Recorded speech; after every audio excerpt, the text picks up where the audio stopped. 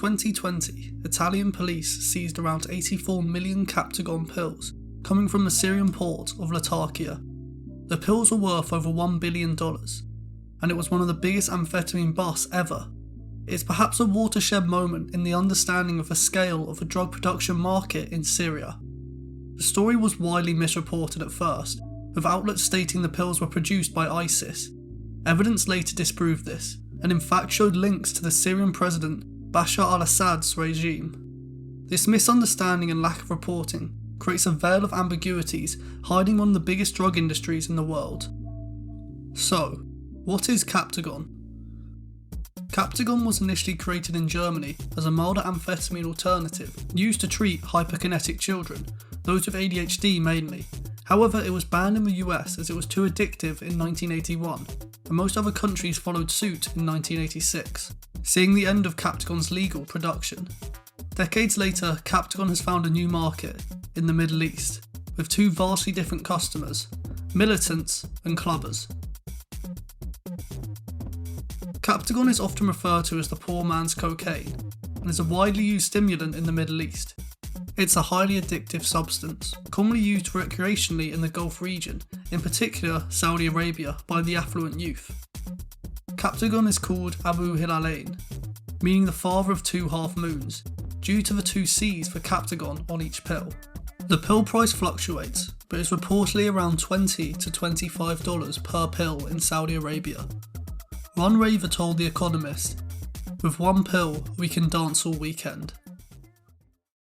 Usage is not solely limited to the Gulf region.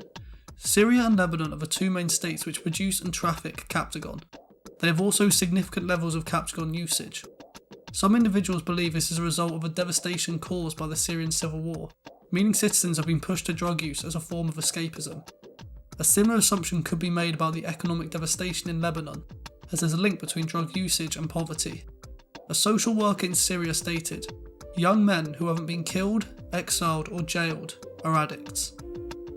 Captagon was reported as the drug fueling Syria's war, turning fighters into superhuman soldiers, as said by the Washington Post.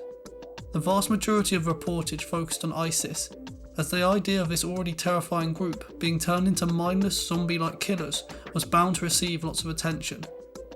However, numerous reports were published, showing soldiers from a variety of sides in Syria's civil war taking Captagon. Captagon was used to enhance the ability of soldiers. It allegedly gave soldiers extreme levels of energy and a sense of fearlessness.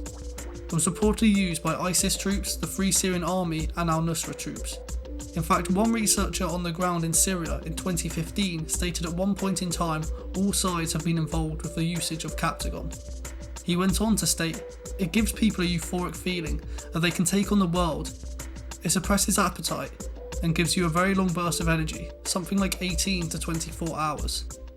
Amphetamines have been used in war throughout history, and it appears once again they are playing a role in Syria." Reports of huge Captagon busts across Europe and the Middle East have been growing throughout the decade, all pointing back to one source of production, Syria. In the past, Captagon production was mainly based in Eastern Europe. However, production began to shift into the Middle East. Temporarily, Lebanon was the main producer. The production in Lebanon began increasing after the conclusion of the Israeli-Lebanon war in 2006. This was as a result of desperation of funds from Hezbollah and 15 key Captagon production labs being shut down in Bulgaria and Turkey. Temporarily, this allowed the Lebanese Captagon market to thrive. Hezbollah-approved labs began popping up all over the Bekaa Valley near the Syrian border. However, the beginning of the Syrian civil war in 2011 created the perfect environment for an illicit drug trade.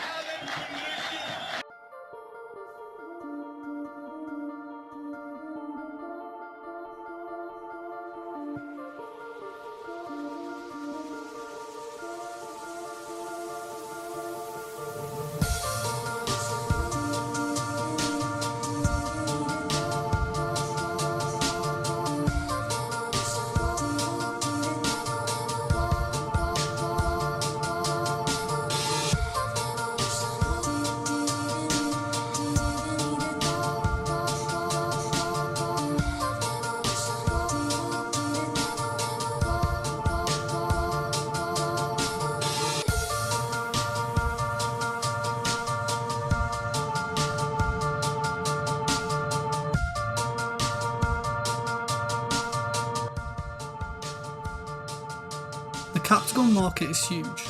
Busts of thousands, sometimes millions of pills are frequently occurring across the Middle East and sometimes in Europe. Most notably, the two biggest busts occurred in Greece and Italy, where the pills were shipped temporarily before the final destination of Libya. There is little information on the Captagon market in Africa. Most commonly, the pills seem to be smuggled across the Syria-Lebanon border before being shipped to Saudi Arabia. The amount of pills being smuggled through this route is so large that Saudi Arabia in fact banned all fruit and vegetable shipments from Lebanon. The relocation of production to Syria has allowed for smuggling to travel less distance and through less border checks, another factor enabling the rising market. Syria's pharmaceutical industry was extremely well established and developed prior to 2011. This allowed for Captagon labs to be set up easily, with established transportation links and some ingredients for the pills already there. Captagon is a fairly easy drug to produce, requiring small factories and chemicals and no natural resources. In fact, many of the pills produced today are merely under the guise of Captagon for its popularity and are simply some other form of amphetamine, a mixture of whatever the producers could get their hands on. The lack of requirement for natural resources and production in small labs means Captagon is incredibly easy and cheap to produce. This, along with its high desirability among militants and civilians, means it was the perfect drug to produce in a war-torn country. In 2018, a ship set sail from the port of Latakia with $100 million worth of Captagon and hash on board, headed for Libya via Greece. It was seized by Greek police and subsequently became one of the biggest amphetamine busts ever. The ship was called the Knocker and is owned by Tahar Al-Khayali. Al-Khayali lives in Latakia currently, after leaving Italy after he received 2 arrest warrants. In Latakia, he set up his own company, Neptune's Overseas Limited, which bought the ship the Knocker in early 2018. The Neptune's company is registered to an address in the UK used by hundreds of companies as a fake address. Al-Khayali denies any involvement in the drug trade that saw over $100 million of illicit substances be transported on his ship. Responding to the Organised Crime and Corruption Reporting Project, who gathered a huge amount of information on Al-Khayali, he stated he hopes the courts find the real criminals behind the shipping of Captagon. Al-Khayali has a relationship with a member of the Assad regime, Bashar's cousin Bashar Al-Assad. Al-Khayali owns a cafeteria in one of Bashar Al-Assad's resorts in Latakia. Al-Khayali stated, "Bashar Al-Assad is a friend I'm honoured to have." There have been hundreds of Captagon busts over the past 10 years. What is particularly interesting about the Greek bust is the relation to a senior figure within the Assad regime and the location where the ship set sail from, Latakia. Latakia has been one of the main origin points for Captagon smuggling routes. The Assad family has a historic relation with the seaside town of Latakia, located in western Syria. It was a popular holiday destination. The Assad family owned a property in Latakia and would often visit, with individuals like Hafez's sons Basil and Bashar going regularly. Now, however, it is one of the most prominent routes for Captagon smuggling. Latakia remains under Assad control, in particular by Bashar al-Assad's brother Bashar Al-Assad, who leads the 4th Armoured Division. The 4th Armoured Division is an elite formation from the Syrian army, with some of the best trained soldiers in Syria. Members are predominantly from the Alawite sect, a subsect of Shia Islam. The Assad family is from an Alawite minority in Syria, and there is a strong connection between the Assad's power in Syria and support of the Alawite community. The 4th Armoured Division has complete control over Latakia and the surrounding regions. Subsequently, allegations have been made stating Bashar al-Assad and the 4th Armoured Division are at least turning a blind eye to the Captagon trade, or are in fact complicit and profiting from the trade. One journalist told the Organised Crime and Corruption Reporting Project, "Nothing leaves the area without the approval of Bashar al-Assad's troops, and that the Captagon trade is a huge source of income to fund them and the militias that work under them." Captagon costs around 85 cents to produce and can be sold locally in Syria and Lebanon for around $3, but fetches prices up to $25 in Saudi Arabia. The scale of this market is still unknown. However, from $1 million busts with millions of pills and frequent smaller scale busts, Captagon is clearly a huge market. Bashar al-Assad boasted his government's progress in Syria's 7-year civil war. These allegations of regime involvement with the trade is not limited to Latakia and Bashar Al-Assad. This map shows the location of Captagon production across Syria. Nearly every location is in regime-held territory.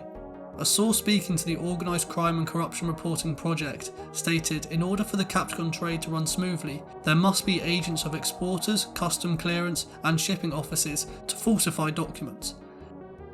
They also implied official collusion from the regime. The level of collusion within the trade is still unknown.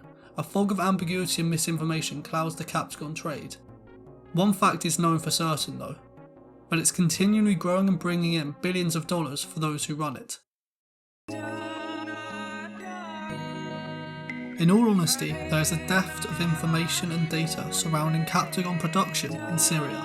However, one report recently estimated the entire market in Syria to be worth as much as $16 billion annually. Syria's national gross domestic product in 2018 was $21 billion, a collapse from $87 billion in 2011 prior to the civil war. It is Syria's collapse during the civil war which has caused the rise in production. Both the decay of rule of law in wartime and the collapse of the illicit economy created perfect conditions for a thriving illicit drugs market.